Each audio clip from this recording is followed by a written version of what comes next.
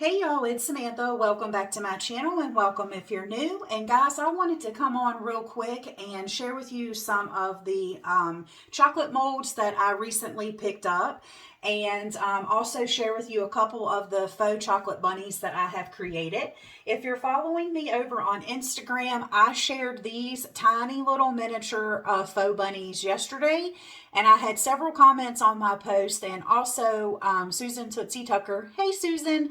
Had a couple of questions about it, so I figured I would go ahead and pop on and share with you guys the molds that I have and what I used. And I do want to let you guys know that I was 100% inspired by the pink tree here on YouTube. I have mentioned Dawn's channel before in previous videos, and you guys, she is a master at faux food. Like, it is just unbelievable. You guys should definitely head over and check her out. You will absolutely love Dawn. So anyways, I was totally inspired by her, and last week I just did a Google search for bunny molds, and I actually clicked on images, and then I came across this website. Now, the website that I used for all of these molds but one is called Country Kitchen SweetArt. And you guys, they are super cheap and their shipping was really fast. So for this tiny little guy right here, this is the mold that I used. And so these are actual chocolate molds, you guys. So if you buy these and you use something other than edible material in them, I would not use them again. I wouldn't pour plaster of Paris in them and then turn around and make actual chocolate bunnies, but that's just my opinion. That's up to you guys. But this is the first little mold, and then for this little guy, and he's just so stinking cute, this is what the mold looks like. And as you can see, you get a bunch of these in here. So there is that one. And you guys, there is definitely an art to plaster of Paris. I have messed up several of the bunnies that I have tried to make. I am learning as I go, and I will share with you guys that definitely you want your plaster of Paris to dry out completely, and I mean completely, before you sand down any rough edges, and also before you paint. Don't be impatient like me and not wait. Trust me. Like I said, I am learning by trial and error here, but I'm having so much fun with these, you guys. And I am going to perfect this skill because I think they are just super cute. And so for this one, this is actually an A and a B mold.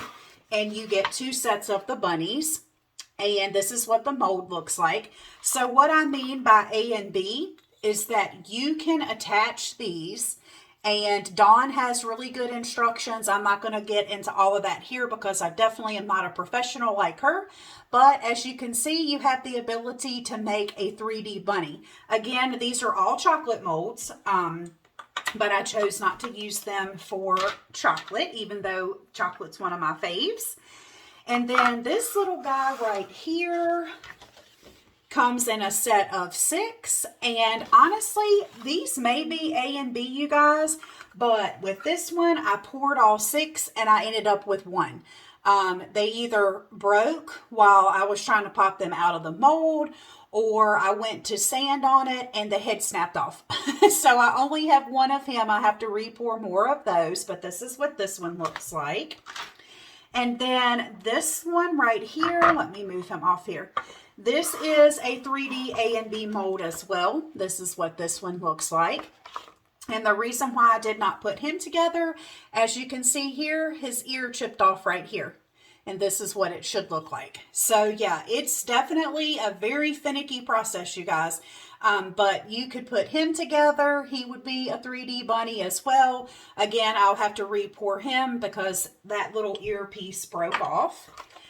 And then this one, you guys, actually was one of my favorites, and both of them went in the trash. And so this looks like an A and B, but it's different.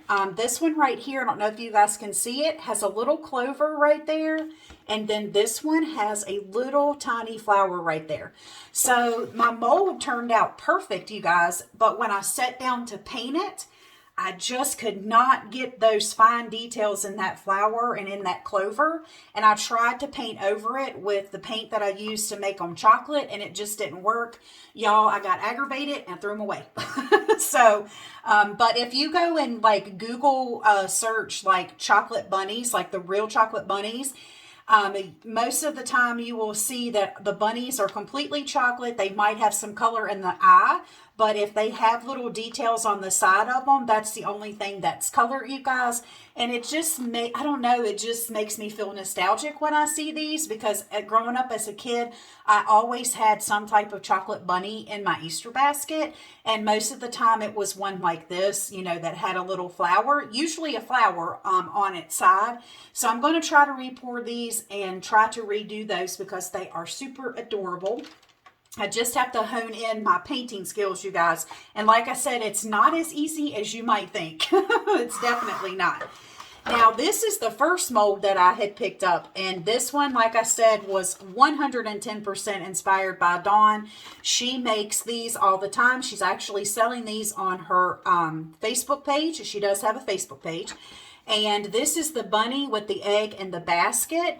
And this actually came from Amazon, you guys. I don't know. I think I just typed in bunny with basket chocolate mold or something like that, and it popped up. And I did put this one together. This was the very first one that I worked with, and you guys, he is rough.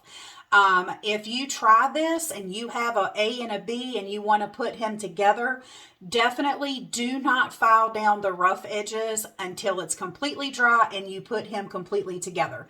As you can see, I ended up with really big gaps all through here. It's rough. It's really rough. And again, my painting skills were not the best. I'm definitely going to have to work on that. And his little ear broke off when it come out of the mold, but I went ahead and attached it anyway, and you can still see the crack, but I just played around with this one. But I think that he comes in as a close favorite for me, and I just love him. You guys are going to be blown away if you go over and see what Dawn's look like. Like, hers look like they are just factory made. Like, she has got this skill perfected, you guys. Like, I'm not even kidding. But I'm going to try to repour this one now that I'm learning more about the plaster of Paris, and I'm going to try to recreate this one. Because, yeah, again, it just gives me that nostalgic feel, and I just absolutely love it. So there is that. Now, I also shared over on Instagram, I made some of these little bunny butts, you guys. This is what they look like. And I used a silicone ice cube tray from the Dollar Tree. And these turned out pretty perfect, you guys, but I tried to paint one of these and I just did not like the way it looked. I was going to paint it with this brown color and then just paint his little feet pink or whatever. And I just didn't like it, you guys. I just did not like the way that it turned out. And so I'm not sure that I will even do anything with these. I mean, they're cute as they are, but I don't know. So anyways, but yeah, you guys, I just wanted to share that with you real quick. Like I said, I'm having a lot of fun with these. It can be a little irritating, but I think if I continue to do this, I will learn and get better at it. But you can buy your plaster of Paris at Walmart, I think for like $3.96. And so it's not cheap, or it's not expensive, and it has the directions on the carton. It's 1 part water to 2 parts of the plaster of Paris. And if you've never worked with plaster of Paris before, you have to work really fast because this stuff sets up really quick. And also, you guys, if you do try this, once you are rinsing out whatever you mixed your plaster of Paris in, please, please, please do not rinse that and pour it down your sink.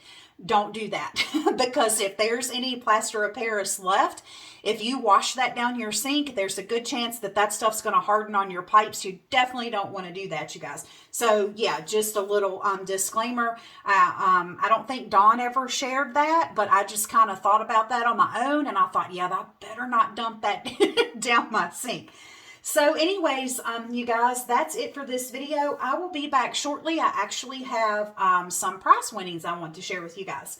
So until the next video, bye for now.